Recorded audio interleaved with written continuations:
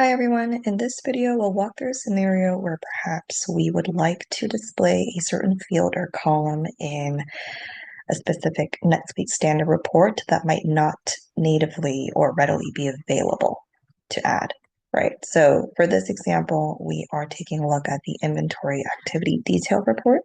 And so this report is going to show you all the transaction level detail of the inventory movement in the system, right? So you'll typically see item receipts, fulfillments, sometimes some invoices and adjustments here. Now, for the sake of this example, let's say that we wanted to display the associated sales order or purchase order for our item receipts and item fulfillments. So if we were to try to customize this report, we actually will not be able to add that standard or native created from field on item fulfillments that you typically see or on item receipts. So in order to actually be able to add this column, we would need to create a custom field. So I have an example custom field here titled document number link for reports so that we know this is solely just for the referencing on the reports or visibility, I should say.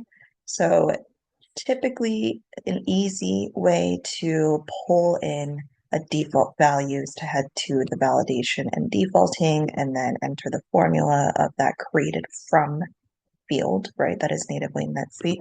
However, in order for this to work properly, we would need to uncheck the store value field, and we do not want to do that because if we want to be able to select this custom field on this standard report, we will need to have this store value checked. So what we will do actually is create this field, make sure it is free-form text for the type, critical to make sure this remains checked for the store value, and then you will apply it to whatever transaction, and in this case, make sure we get the item receipt and the item fulfillment applied. So then once we save this field, we'll actually be creating a workflow, and I already have one created, but just to go through the steps of actually creating, we'll say autofill number reports. And make sure for the record type, we select transaction, and for the subtypes, we would want to select the item fulfillment and receipt. And then we would put in release status once we're ready to release the workflow, and you can have it remain only when testing, but you can also choose to keep the instance for history at all times and enable logging as well. You will want to select on create and on viewer update for the event definition, and we would not need any condition or saved search in this case, so we can go ahead and click save. So once you save your workflow, I'm going to X out of this screen, you will be taken to that workflow record, and I already have the state defined, but essentially for the state one, you will create a new action for the set field value. And so on that screen, what you want to do is always make sure the trigger on is after record submit so that we can actually successfully store the value as we have it set for that transaction body field. You don't need to add any conditions or modify anything above here. We'll just go to our parameters, select that custom field we just created, and we will have it populate the value from the current record and then the created from of that current record. We'll go in and save that action, and that is the workflow. So once you create both the custom field and the workflow, you are going to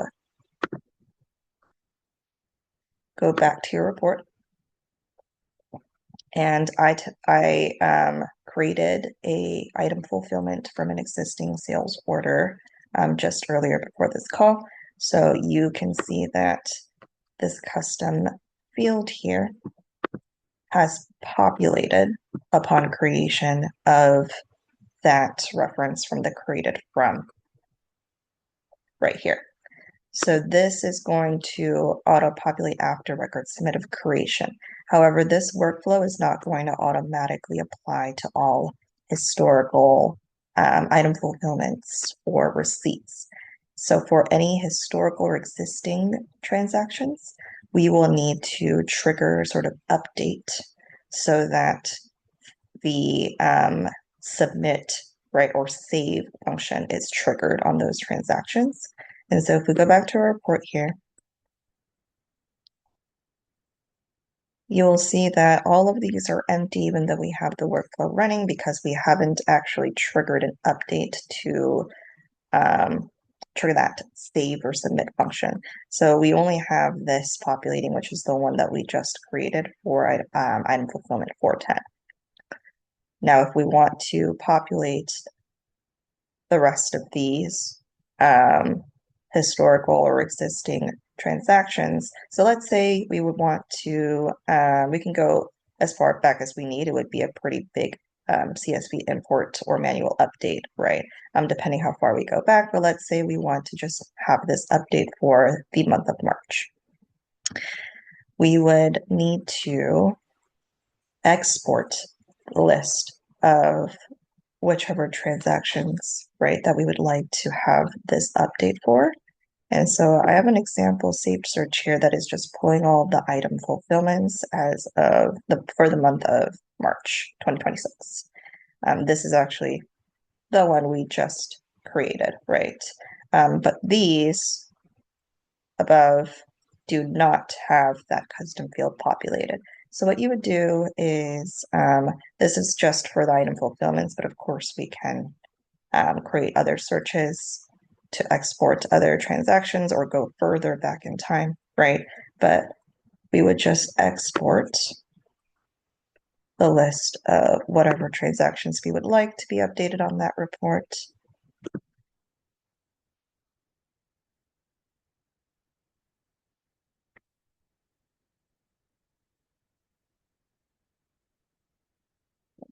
Load up the file here.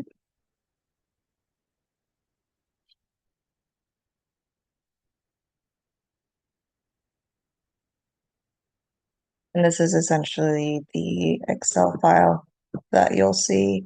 All you really need is the internal ID. This is just for reference for when you're looking at the save search to make sure it's pulling in the correct information, right?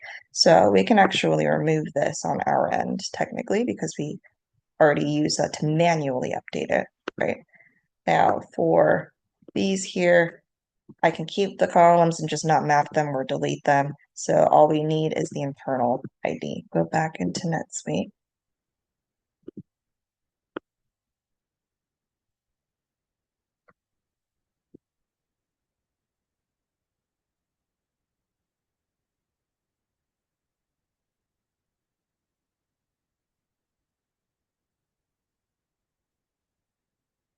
For type of B transactions, and in this case, we're just doing item fulfillments. So we'll select that for the record type.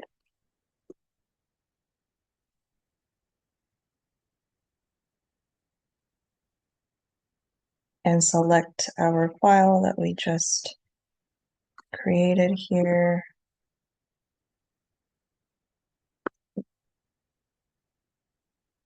Go to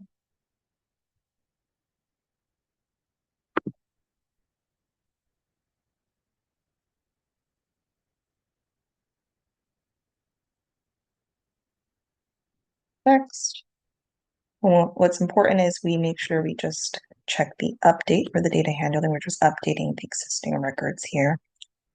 And most importantly, under the advanced options, we want to make sure the run server suite script and trigger workflows is checked because that is what's going to actually trigger that workflow for the after record submit function. We'll click next and it should automatically map that internal ID for you. And again, we don't need to map any other fields. We're not trying to make any edits on the record itself. We're just trying to trigger a save to trigger the workflow. So we can click next here. And you can save the CSV import as a saved copy, right? But In this case, I'm just going to click Run.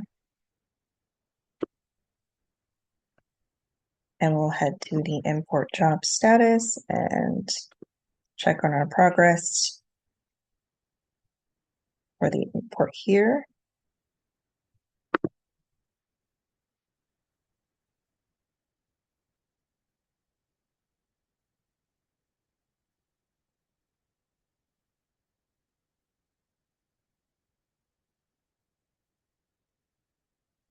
And there we go. We have the message that 4 of 4 records imported successfully, which means that those custom fields should have been updated on those records.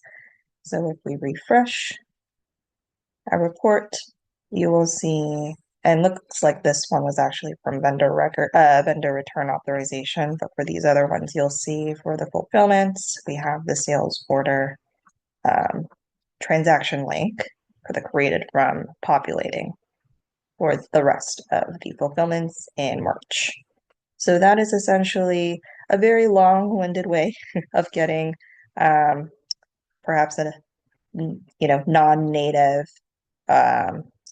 field that is available in these reports to actually appear as columns. So this is an example using the inventory activity detail report. Thanks for listening.